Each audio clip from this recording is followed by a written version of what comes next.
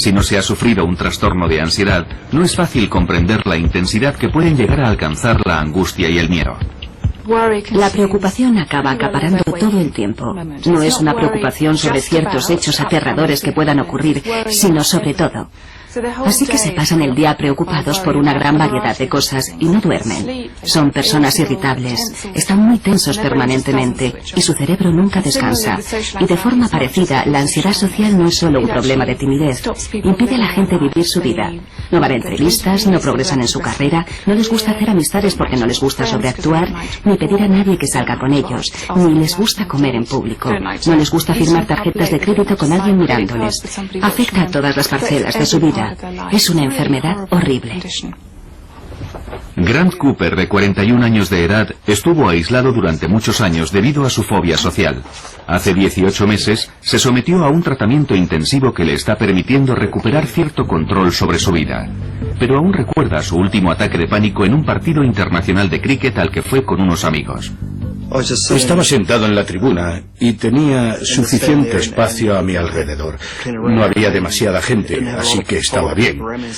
Pero cuando llegaron los demás, nuestros asientos estaban en medio de una fila y estábamos rodeados de gente.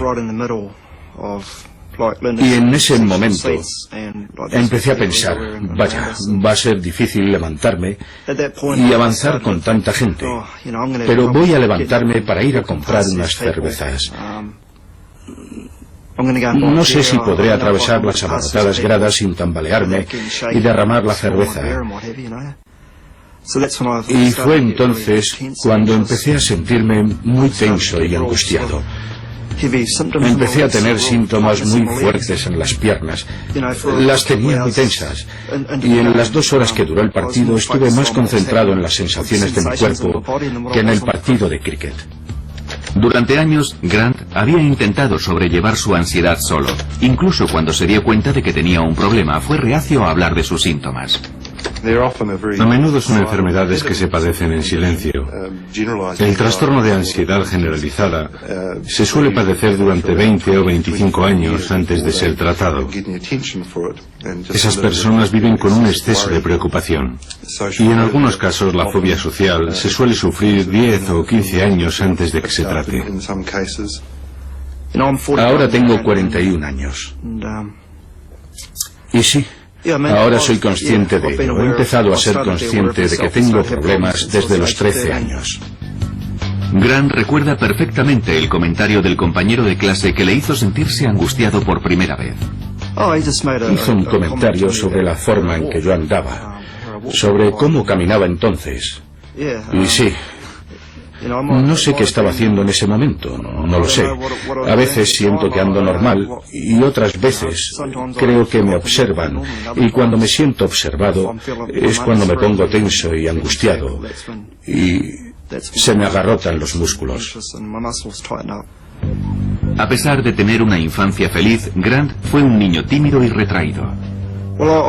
Recuerdo que era un niño nervioso y, bueno, también angustiado.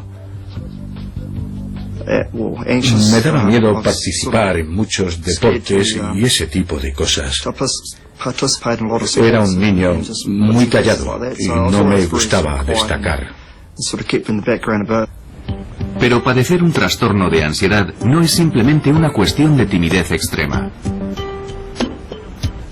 Las personas que sufren trastornos de ansiedad tienen quizás un tipo de personalidad subyacente muy sensible y angustiada, pero también tienen una afección que es más específica y que puede ser una ansiedad social, una fobia o lo que sea, o incluso una preocupación excesiva. Y nadie sabe en realidad por qué algunas personas desarrollan este tipo de trastornos y otras no. Es un curioso comportamiento del cerebro que no comprendemos totalmente. No sabemos por qué actúa de esa forma, si es debido a determinados percances durante la infancia, a algún tipo de vulnerabilidad genética. No sabemos por qué el cuerpo reacciona de esa manera peculiar, pero no tiene nada que ver con una posible debilidad. Estas personas no eligieron ser así, simplemente son así. Igual que otras personas que padecen otro tipo de enfermedades médicas. No es que sean más débiles, simplemente son así. Mala suerte. Los trastornos de ansiedad afectan al 20% de la población, y si se tiene la mala suerte de ser socialmente fóbico, estar con otras personas se puede convertir en un verdadero calvario.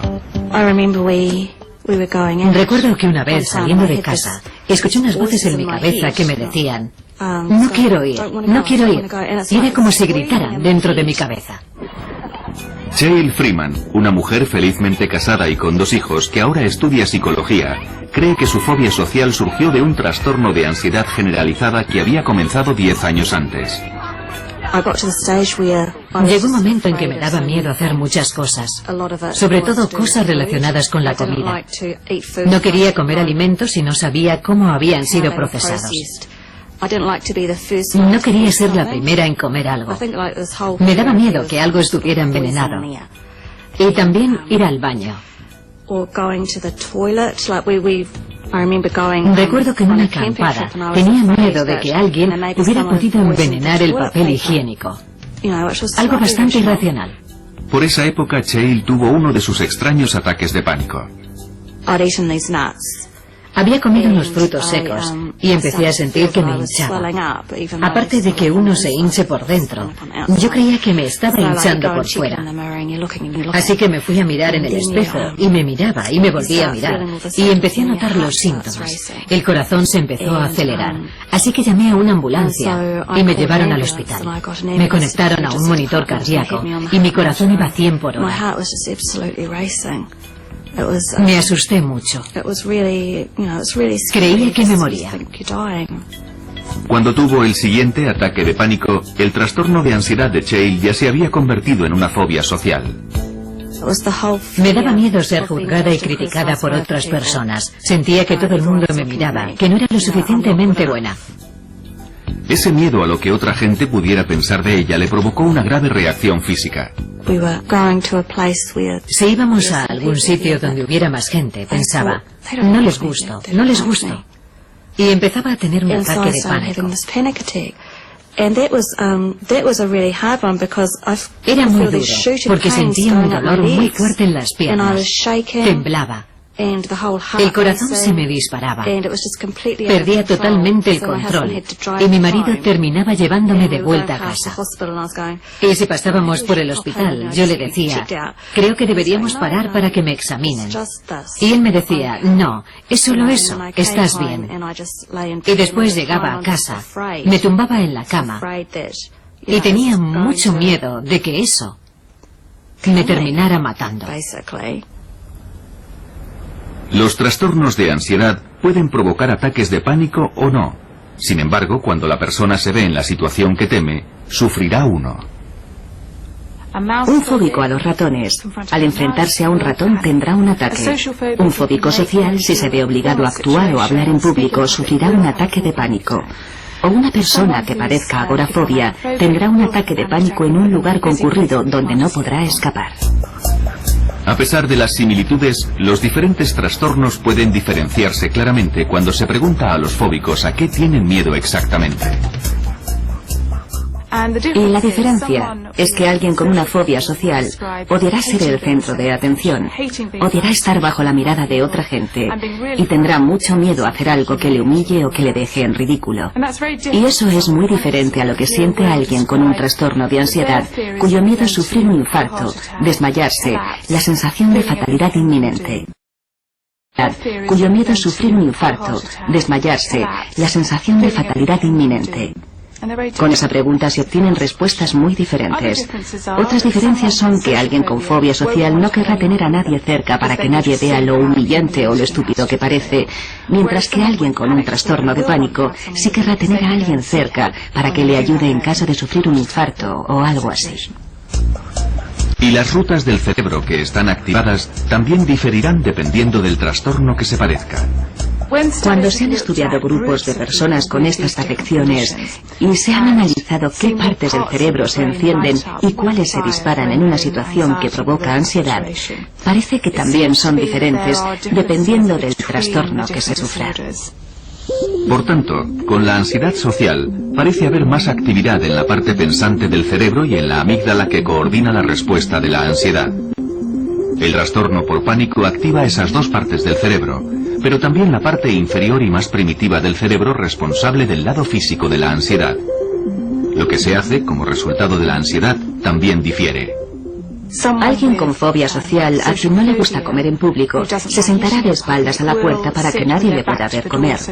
Mientras que alguien con un trastorno de pánico se sentará muy cerca de la puerta para poder salir corriendo si sufre un ataque de pánico.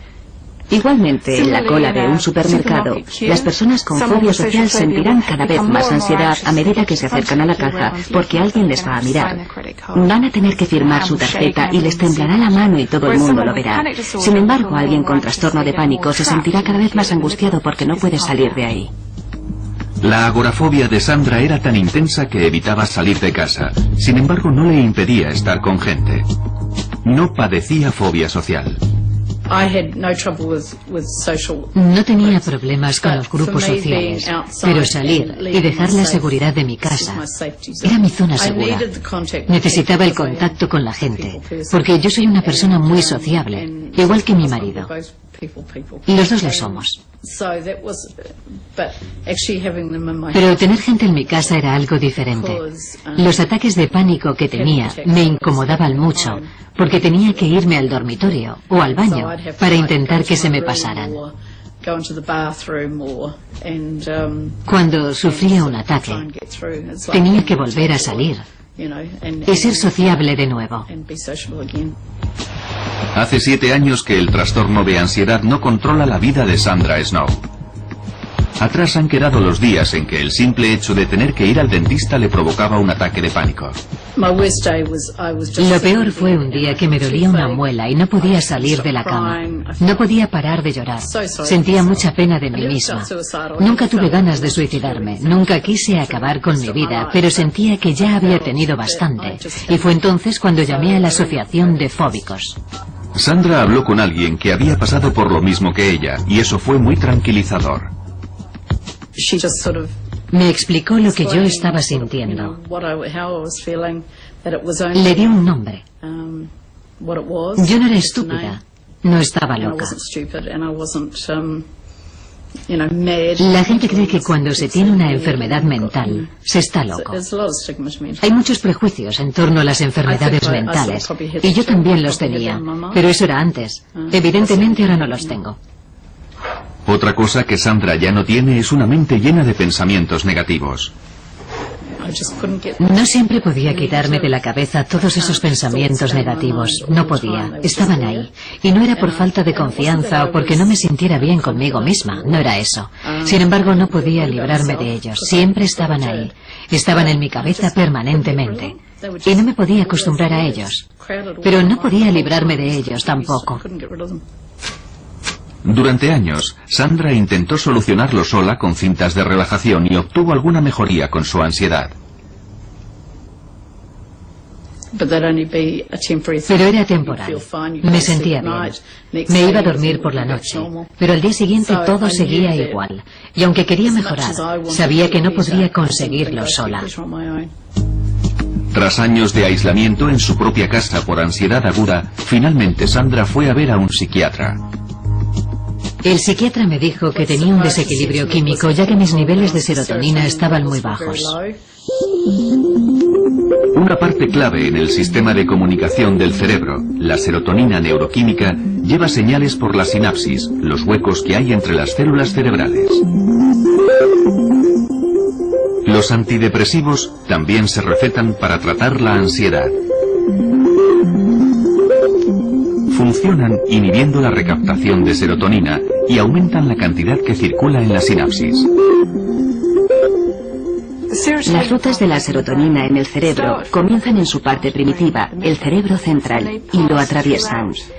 Y eso explica que el aumento de los niveles de serotonina tenga efectos beneficiosos en todos esos sistemas. Sandra no estaba muy convencida acerca de la medicación. Estuve llorando todo el camino de regreso a casa, pero sentía que era lo correcto. Sentía que estaba haciendo algo positivo y en el fondo me sentía bien. Y a pesar de que no fue fácil al principio, la vida de Sandra empezó a cambiar lentamente. Las primeras 2 semanas me sentía fatal, no me sentía bien y pensaba, ¿habré hecho lo correcto? Y después, poco a poco, empezó a apetecerme salir. Sentía que podía hacerlo y no me encontraba enferma ni incómoda. Poco a poco empezamos a dar pequeños paseos en coche, caminando por el barrio, y todo se fue arreglando. La medicación es uno de los 2 tratamientos principales para los trastornos de ansiedad y a menudo se combina. El segundo es una forma de psicoterapia conocida como terapia cognitiva del comportamiento. Creemos que la terapia cognitiva del comportamiento rompe las rutas que afianzan y establecen estos trastornos. La terapia cognitiva del comportamiento actúa desde la corteza prefrontal hacia abajo para neutralizar las rutas afectadas por los trastornos de ansiedad. Una parte de dicha terapia es aprender a conocer los síntomas y romper el ciclo de ansiedad antes de que éste se produzca. Es duro, porque cuando te das cuenta de que estás angustiado, tu respiración se acelera automáticamente. Y claro, es muy difícil percatarse cuanto antes y decir, vaya, estoy teniendo ansiedad. Necesito concentrarme en la respiración. No se puede controlar sin que la gente se dé cuenta de que le está pasando, y eso ralentiza mucho las cosas. Pero cuando las cosas se tranquilizan, los síntomas empiezan a desaparecer. La terapia cognitiva del comportamiento también rompe las rutas de ansiedad intentando influir en cómo uno se siente. Las emociones son experiencias muy fuertes y también relativamente primitivas. Las emociones hacen trabajar a una parte del cerebro conocida como sistema límbico, y aprendiendo a controlar la manera de pensar, se pueden controlar de alguna manera las emociones y los síntomas físicos de la ansiedad. Un fóbico social, cuando está entre gente, piensa que todo el mundo le observa y odia ser el centro de atención porque está convencido de que va a hacer algo verdaderamente embarazoso. Con la ayuda de la terapia cognitiva del comportamiento, se aprende a tener un punto de vista más realista del mundo y a darse cuenta de que no se es el centro de atención. Al principio es duro. Sí, es duro. Pero cuando empiezas a desafiar a los pensamientos negativos, estos dejan de ser tan fuertes. Empiezas a estar por encima de ellos, pero al principio sí, sin duda alguna tuve que escribir muchas cosas y retar a mis pensamientos negativos con pensamientos positivos. Estas mismas técnicas ayudaron a Cheryl Freeman a escapar de la angustiada vida que llevaba, intentando evitar todas las situaciones que le pudieran provocar un ataque de pánico. La forma más fácil de impedir un ataque de pánico era evitar las cosas que me daban miedo. Y básicamente empiezas aquí. Te da miedo algo. Así que estás aquí. Y tu pequeña caja se hace cada vez más pequeña hasta que tu vida es así. Y mientras estés dentro de esa caja pequeña, estás completamente bien. No es una gran vida. No hay muchas cosas de las que disfrutar. Los estudios han demostrado que tanto la terapia cognitiva del comportamiento llevada a cabo correctamente como la medicación son tratamientos eficaces para el 60 o el 70% de la gente que padece trastornos de ansiedad. La terapia cognitiva fue una parte esencial en la recuperación de Cheryl, ya que le ayudó a superar su dependencia.